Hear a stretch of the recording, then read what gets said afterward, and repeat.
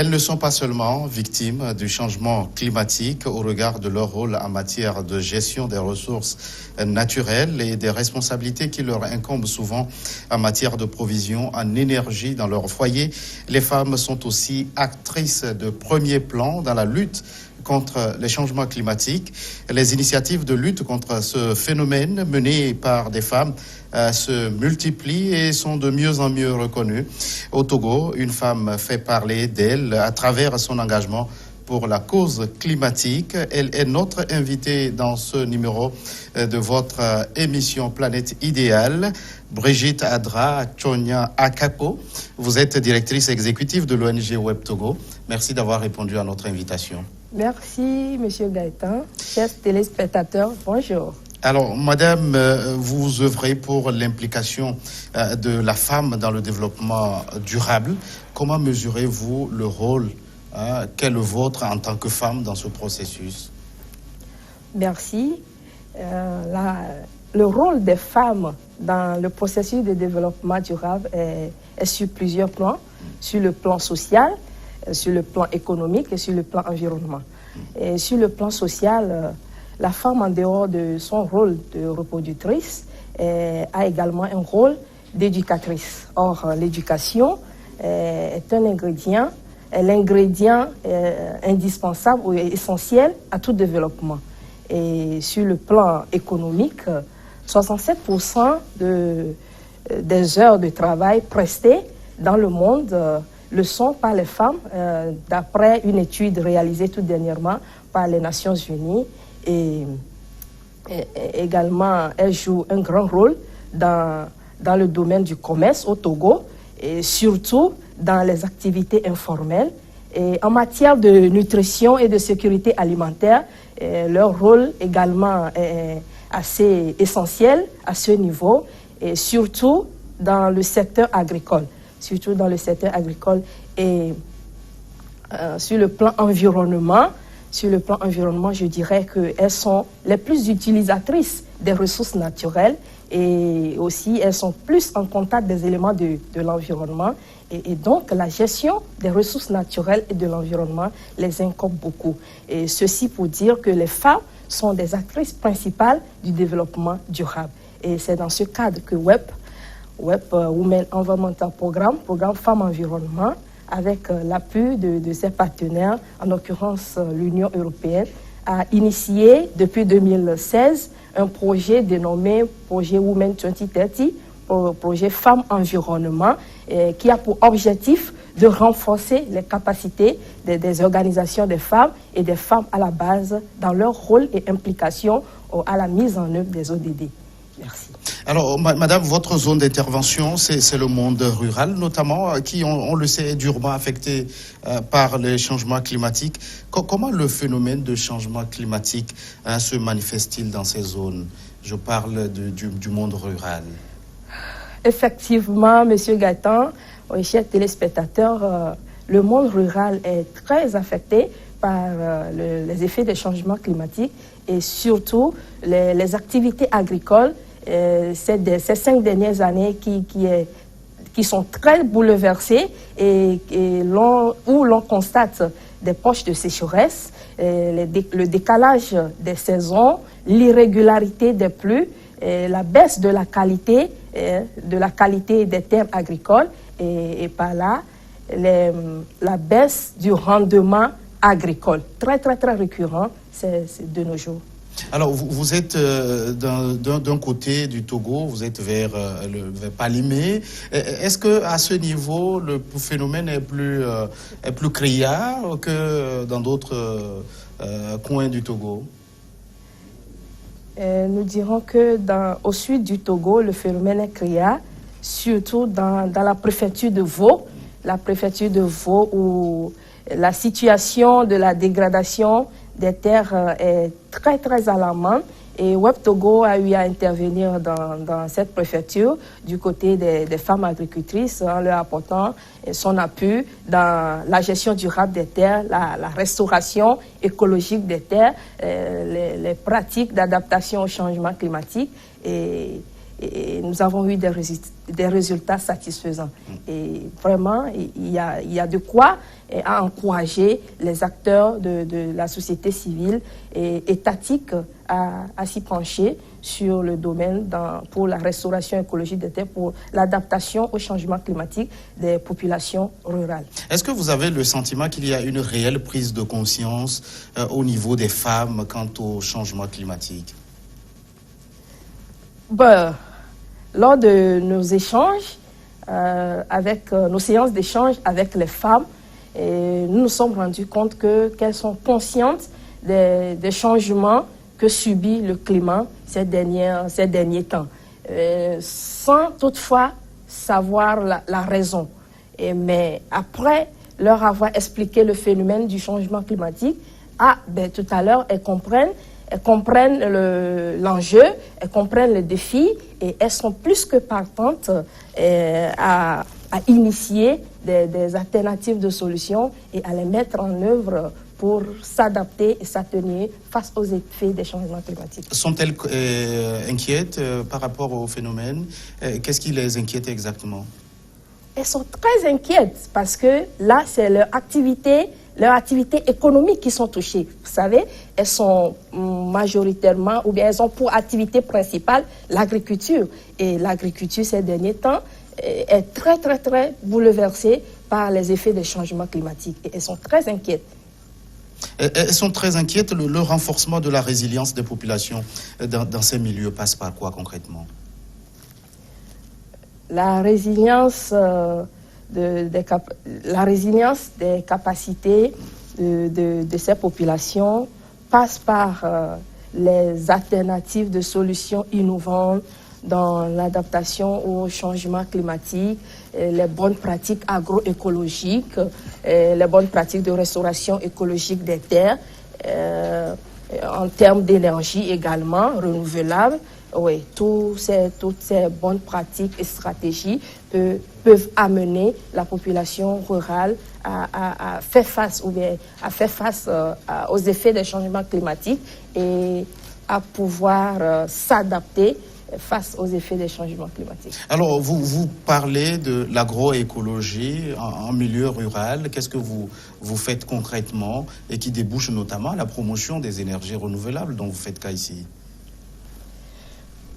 Par rapport à l'agroécologie et les impalpables de Web Togo, ce que nous faisons, en fait, nous faisons la promotion des bonnes pratiques de restauration écologique des terres, et à savoir l'agroforesterie, à savoir la technique de paillage, à savoir la fertilisation des terres par les substrats de champignons, une pratique que bon nombre de personnes ne savent pas. Nous avons, dans ce cas palpable, nous avons appuyé 320 femmes agricultrices et nous les avons appris à produire du champignon et qu'elles utilisent comme alimentation, elles utilisent dans leur alimentation et elles vendent aussi à titre d'AGR. Et en dehors de tout ça, elles utilisent les substrats issus de la production de ces champignons qui sont de très puissants fertilisants pour amender des espaces agricoles et où elles développent des activités maraîchères avec de très, très impressionnants résultats. Et en dehors de ça, nous les appuyons également dans la maîtrise de l'eau, dans les systèmes de maîtrise de l'eau, comme l'irrigation goutte à goutte, l'irrigation à bande perforée, et là, les résultats même en parlent. Les résultats même en parlent. Oui. Vous dites promouvoir aussi des activités génératrices de revenus. Est-ce que vous avez le sentiment de gagner par là le pari de l'autonomisation économique de la femme en milieu rural? Oui, je dirais que nous avons le pari, et avec l'engagement des femmes que nous observons sur le terrain, nous sommes confiants que avec l'appui des partenaires, l'appui financier des partenaires, nous allons gagner le pari. Et elles sont prêtes, elles sont dynamiques, elles sont soucieuses du changement, elles sont soucieuses de leur autonomisation économique. Alors, vous et vos femmes, vous êtes engagées dans la protection de l'environnement. On le sait, en milieu rural, la coupe du bois est monnaie courante, madame, et ceci aux grandes dames de l'environnement. Dans ce domaine, quelle alternative? Est-ce que vous dites aux femmes, arrêtez de couper le bois? Si oui, elles vous posent la question, oui, mais on remplace ça par quoi? Qu'est-ce que nous aurons pour la cuisson, pour la cuisine? Quelle alternative en milieu rural? Oui, Monsieur Gaëtan, nous avons un très grand défi dans le domaine de la lutte contre la déforestation, puisque le Togo a même prévu d'ici 2050 atteindre 30% de couverture forestière. Et là, l'enjeu est grand. Et il y a des alternatives de solutions que les acteurs doivent mettre en œuvre, telles que la promotion de l'utilisation des foyers améliorés, et la promotion du gaz butane est tout un grand défi aussi à relever sur ce plan. Et il faut que nous arrivions, ou bien il faut qu'on arrive à faciliter l'accès au gaz butane à toutes les couches sociales, surtout dans les milieux urbains et périurbains. Et également, comme alternative, il faut appuyer les carbonisateurs et les carbonisatrices en technique améliorée de carbonisation afin de réduire les pertes de biomasse au cours du processus de carbonisation. Alors, vous parlez de l'accès au gaz domestique. Est-ce que c'est parce qu'il est difficile d'accès par rapport à son prix, ou bien il est purement et simplement insuffisant sur le marché? Nous pouvons parler là du coût d'accessibilité de ces gaz butane, et qui n'est pas à la portée de toutes les couches sociales, je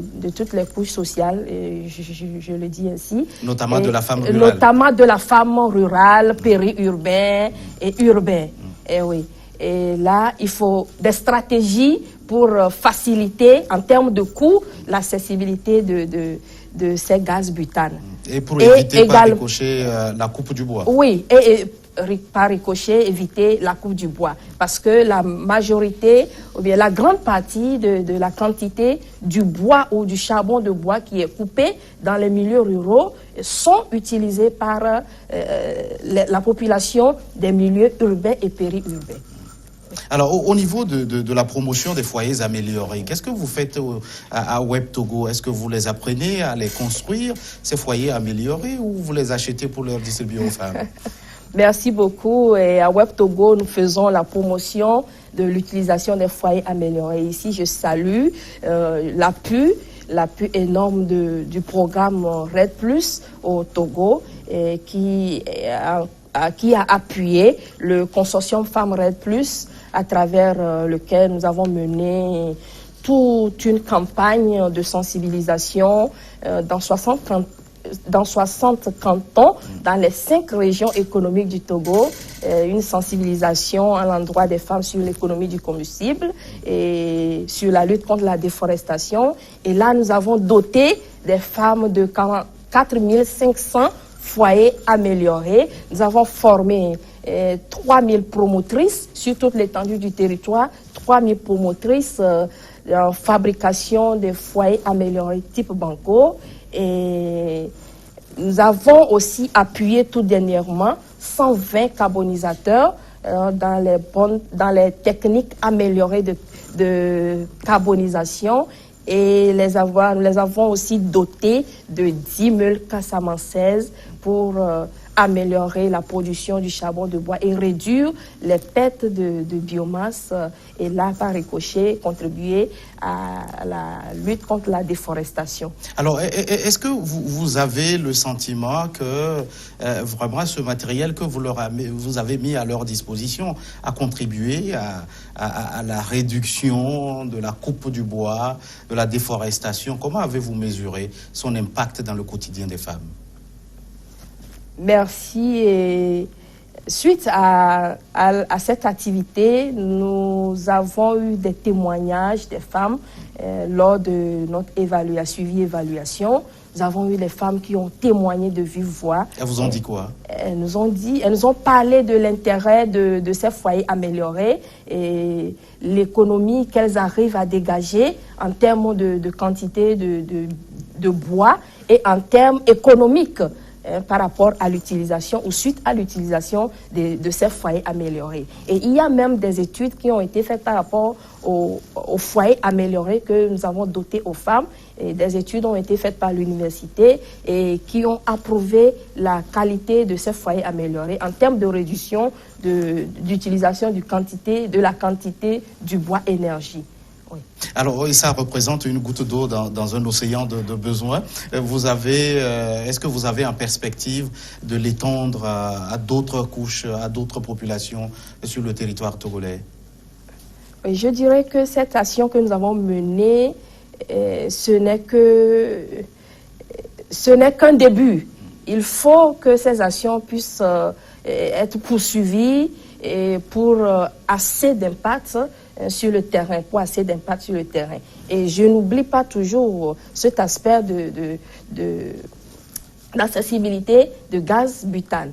Parce que les femmes l'ont toujours répété, nous voulons utiliser le gaz, mais nous n'avons pas les moyens. Et aidez-nous à utiliser le gaz butane, aidez-nous, mais nous voulons utiliser, mais nous avons peur. Donc là aussi, il y a un grand travail qu'il faut faire en termes de sensibilisation sur l'utilisation et sur comment utiliser les gaz butane, comment éviter les risques et en termes d'accessibilité. Alors, madame, nous allons marquer une toute petite pause, le temps d'une nouvelle édition du journal sur votre chaîne.